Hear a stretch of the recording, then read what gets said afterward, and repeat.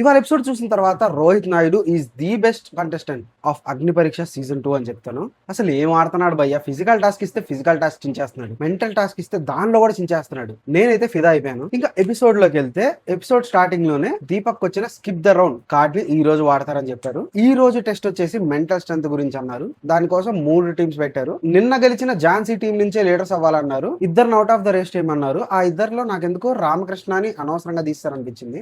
అంటే నిన్న చాలా బాగా ఆడాడు మనోడు, కానీ వాంటెడ్ గా టార్గెట్ చేసినట్టు అనిపించింది. ఆ లీడర్ సెలెక్ట్ చేయడానికి రకరకాల గెటప్ లే ఇచ్చారు. అదేం పెద్ద ఇంట్రెస్టింగ్ అనిపించలేదు. ఝాన్సీ, హేమంత్ అండ్ ప్రియా వీళ్ళ ముగ్గురు లీడర్స్ అయ్యారు. ఝాన్సీ టీమ్ లో శాలిని, మిథిలేష్, చరణ్ అండ్ దీపక్ వీళ్ళు 4 ఉన్నారు. హేమంత్ టీమ్ లో బాగి, సృష్టి, అమన్ అండ్ రోహిత్ వీళ్ళ 4 ఉన్నారు. ప్రియా టీమ్ లో గాయత్రి, రాజ్ కుమారి, అపూర్వ అండ్ రామకృష్ణ వీళ్ళు 4 ఉన్నారు. ఫస్ట్ రౌండ్ వచ్చేసి వాళ్ళు కొన్ని క్వశ్చన్స్ అడుగుతారు. 3 పార్టిసిపెంట్స్ ఉంటారు. ఆ 3 పార్టిసిపెంట్స్ లో ఎవరైతే యూనిక్ ఆన్సర్ చెప్తారో వాళ్ళకి విన్నర్స్ అన్నారు. మల్టిపుల్ క్వశ్చన్స్ అడిగారు. మిథిలేష్, అమన్, అపూర్వ వీళ్ళ 3 పార్టిసిపేట్ చేశారు. ఇందులో మిథిలేష్ కి, అపూర్వకి మంచి పాయింట్స్ వచ్చాయి. కానీ ఈ రౌండ్ లో అనవసరంగా అమన్ కి ఎక్కువ హైప్ ఇచ్చారనిపించింది. మనోడు పెద్ద పీకిందేం లేదు. రౌండ్ 2 లో క్రికెట్ ప్లేయర్స్ వచ్చారు. వాళ్ళ పేరు, జెర్సీ నెంబర్, వాళ్ళు ఏం ఆడతారు ఈ 3 చెప్పారు. ఈ రౌండ్ లో దీపక్, రోహిత్, రామకృష్ణ వీళ్ళ 3 ఆడారు. దీపక్ ని ఈ రౌండ్ స్కిప్ చేస్తావా అని అడిగితే తెలివిగా స్కిప్ చేశాడు. స్కిప్ చేయడం కొంచెం బ్యాడ్ అనిపించింది. ఎందుకంటే ఈ రౌండ్ లో రోహిత్ చించవతలేసాడు.